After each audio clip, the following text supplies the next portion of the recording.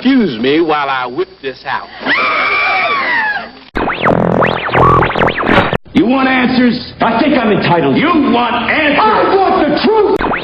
Straight across Lake Washington from the VMAC as the Hawk flies in the We the Fans Internet Media Network studio, commonly and secretly called the Bunker, as perpetuated by the Gas Man, on a Seahawks Blue Friday night, which, according to 4th and 20 Club, is now Blue and Green Friday, to kick off the process of whipping the mythical, magical, and undeniable spirit of the 12th man into his play-altering state for the Seattle Seahawks on game day. This is the Hawk and Roll Hysteria podcast, and we're just gonna go blue. I'm the DJ and the point man of the Fans Revolution, with longtime internet sports show host, The Insider, Steve Silver, and at the helm of the Hawk and Roll Hysteria podcast on video, navigating the choppy waters of the World Wide Web after a decade on sports radio, the former pilot of Chopper 950, the Captain, Brian Apker. Let's rock and roll, you guys.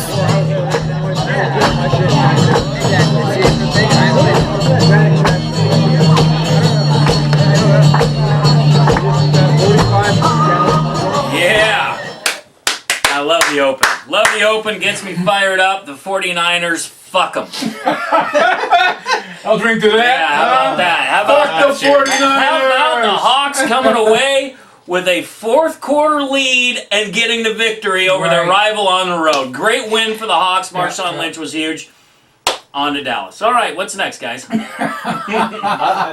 think you said it perfectly. It was a game in which, unfortunately, I picked against the Seahawks, and it just so happens that every single time I pick against the Seahawks, good things happen. Yeah. So I guess maybe that had to play into it. But if that's what you're going with, that's what I'm going to sleep at night. We'll go with you on it. We'll ride with you on that. I think it's more or less just it was a fantastic game to see. Right, for the first time we saw the Seattle Seahawks be the quintessential Seattle Seahawks, which is establishing that momentum early and just using Marshawn Lynch and punching the San Francisco 49ers square in the jaw, and they did it in the first quarter, they did it in the second quarter, and I don't care if they didn't score points and score touchdowns in the third and fourth.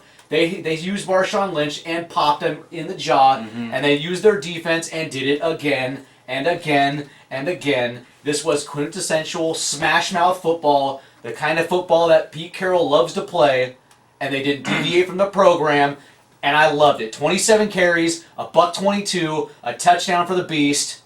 That's exactly how this team plays football, and they did it, and they beat the shit out of the 49ers.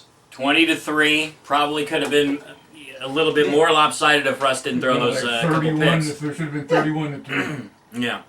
I'm not worried about the lack of second half touchdowns. I like the fact that they just didn't deviate from their game plan. I liked it. So, what was different about the Hawks this game? Was it Marshawn? Was it Marshawn being fully healthy and grinding it? I mean, Rawls had 163 yards the week before, so the run game wasn't hurting, but Beast Mode beats people up when he runs, and I think that wears down a defense, maybe even more than chasing a guy around for 163 yards. Yeah, and it goes along with what Insider Steve just said, just the smash mouth nature of Marshawn Lynch, just pounding the ball, particularly when they got down there at the goal line and just kept handing it. And so, I mean, you keep mentioning the identity of the Seattle Seahawks offense without Marshawn Lynch. You said that a couple of times here on Hawk and Roll Hysteria, Cap Mapker, and the thing is, that identity we saw again last night. So you can count it as part of him, Marshawn Lynch, and you can just count it the other part of what we talked about, where you say you don't give a damn. We agree we don't give a damn about last year. But what we can and we do agree on, the mentality that they had to have last year that they now must have doubled up this year, and I think that's another part of what we saw the other night, you guys. You had to have that game, the dog's vision. Back. The dog's back. There you go. The dog's back. Yeah. That's basically what it is. It's the bark and the bite to that dog. That that shit talking rowdy. Right. That swagger, that killer instinct. The blood is in the water. You know that. Oh, that's true. Yeah. That's They had absolutely it. true. That's. I mean, Although we saw that from Marshawn the game before, and we saw Will Tukuafu take dudes out in front of him. So I mean, it was building to that. I love seeing Marshawn run. Don't get me wrong. I love what he did, but I expect that. So to me, that wasn't like a huge improvement over what we've seen, because we saw Marshawn grind it out last game, and the game before that, Rawls had 163. There was something still different about this team, and maybe it was Earl Thomas saying, hey, after that loss to the Panthers, we sat in the locker room for like an hour and had a team meeting. And I don't know if you guys heard Earl's comments last year after the San Diego Chargers game, where he's like, man, I didn't feel right, I felt out of sorts, it felt weird, I never experienced anything like that. He said this, like, similar things about the Panthers game, and he said, I will never forget that play as long as I live, and we are going to take that and use it to our advantage, and it's never going to happen again. Earl's becoming a huge leader on this team. If he wasn't before, he is. He is now. I love that. I think that might have been the difference in this game. You have a soul-crushing defeat against the Carolina Panthers. You had one the week before. Yeah. And when you have that compounding loss, and you know it just, if you have that mentality where you like losing, but you hate, you like winning, you love winning, but you hate losing more than you love winning. Exactly. And then you have those type of soul-crushing defeats in back-to-back weeks, and especially the way they lost against Carolina. And then you have a short turnaround against a team, let's be honest, I mean, they had been playing well in the two previous weeks. Two garbage teams they beat. Right, and they had a little momentum coming into it, but their defense is clearly terrible. Their offensive line might be worse than the Seahawks, and that's saying something. Right, and Seattle just went out there and just took full advantage of it, and they look like a team. They look like a team that was out to prove something.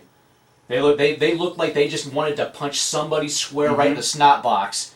Looked at Colin Kaepernick and wanted to wipe that goofy nose out of his face. They did it. Although, did you see Jimmy Graham get Cam Chancellored by Eric Reed down there kind of by the goal line on the 10 or something? Yeah. But Graham, to his credit, got up, went back to the huddle. Yeah. He didn't fold like Vernon Davis did for the rest of his career. Vernon Davis folded for the rest of his career after that sideline. I mean, that was a double decleater, man. Oh man, that was too soon. No. But what you're saying, you guys, it goes back to the mentality of the chip on the shoulder this team's always had, the ability to play with the back up against the wall. And most importantly, and you put it on your Facebook page, man, when that game started, now the season starts because it's crazy. You get to week 7, you've only played one division game. I don't care if you're 2-4, play one division game. So things it's wide open, but it had to start with the San Francisco 49ers. Those guys knew it and brought it like you guys have been talking about, and it was good to see.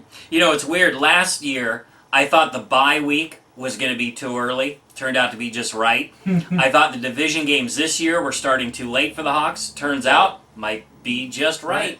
Right with the dog, especially when you got the Cowboys coming up. You got to travel to Dallas, and you got to take on. I mean, that's regardless of whether they don't have Tony Romo or not. That's still a tough place to go to travel to and play in that type of atmosphere. And now you have a blueprint of just exactly what you need to do in order to win. You've proven that you can, even with as crappy as this offensive line is, you can still have moments in the game where you can be a bully up front at the point of impact, and you can unleash the beast. You know that you have it's a small sample size, but you know you can get that done. And against a Dallas defense, which is they're okay. But again, you can take what you just did and apply it and use that momentum and carry that over. This is a great time to have these 10 days to reestablish this against the Cowboys. This is everything that you needed to do. That's why I love that win, because everything that you needed to do, you did it through 4 quarters. I don't like it. Was it perfect? No, but what you needed to do was just have a pure victory where you played your style of ball, and you just put that hurt on some team. You took it out. That was perfect. Brilliant. You held your 17-point lead that you couldn't hold before, is what you did. That's right. And that, to me, was because it would have been so easy for the 49ers to get maybe like a field goal and for that mentality to start working. Creeping in, right. Like, oh no, here we go again. But they didn't. They didn't have to deal with that, so that's good. Marshawn, we talked about him being huge. Ty Lockett, what'd you think about his little Nice little grab from Wilson for that touchdown. Yeah, loved that. Would have loved to have seen that a little bit more. They're throwing to Curse down the field, and he just can't get the separation that Tyler Lockett is going to be able to get. I mean, Tyler Lockett told Russell Wilson, "Don't underthrow me. If you're going to overthrow me because I can run and get it." But that's about the only guy in this team that you can do that with. So I want to see that a lot more. You know, Lockett had 5 grabs on 5 targets, 79 yards, that 43-yard touchdown. Curse had 3 grabs on 4 targets, 64 yards, along at 36. So Doug Baldwin's kind of the odd man out with only 3 targets. Jimmy Graham's soaking in some of those. And listen, Baldwin knows the deal. He knows what's going on. And Ty Lockett's he's coming in to take some of those targets away. Yeah, and especially when you have a guy that can stretch defenses, and especially when you use him, which was a brilliant disguised play action pass as well too. That was the best part about the whole Marshawn Lynch 27 carries is when you establish it, it opens up the play action game. Yeah. And especially when you can use it and it has it worry when you can get that one-on-one matchup downfield and have that speed. I mean, they had no chance. That was a brilliantly designed and disguised play. It was great. Thomas Rawls, he only got 6 carries, but 32 yards, an average of 5.3. I mean, he continues to impress. Would you guys be in favor at all of, let's say, so Marshawn had 27 carries. Would you be in favor of seeing that number be like 24, 23 and get a few more extra to Rawls? Or do you just want to keep it the way it is and give Marshawn as many as he can handle? Yeah, as many as he can handle. As I said a couple weeks ago, now that we know that Thomas Rawls can carry the mail when he needs to carry the mail, we got a mailman that carries the mail. Right, yeah. So we got a mailman. That's I don't know. Marshawn, who knows how his back and his hammy are. I would like to see them kind of be easy on the carries and maybe let Rawls carry the ball a few more times.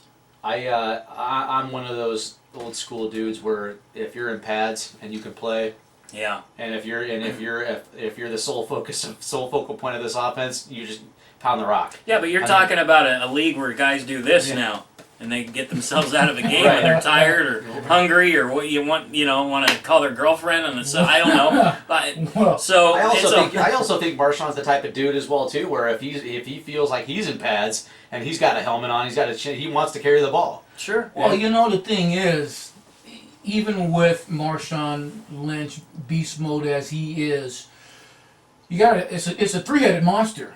Because we see what Thomas Rawls can do, the reason why we're talking about it, but Fred Jackson does everything as well. I mean, he runs hard, he catches out of the backfield easily, and so it's just interesting that, depending on what the play is, I see 3 guys out there that you're never nervous about one of those guys not being able to make a play. Fred Jackson only had 1 carry in this game. He was dinged up before he got in the car accident, which we'll get into that in just a second and talk about that a little bit. But rock and roll, the Super Bowl on a rock and roll.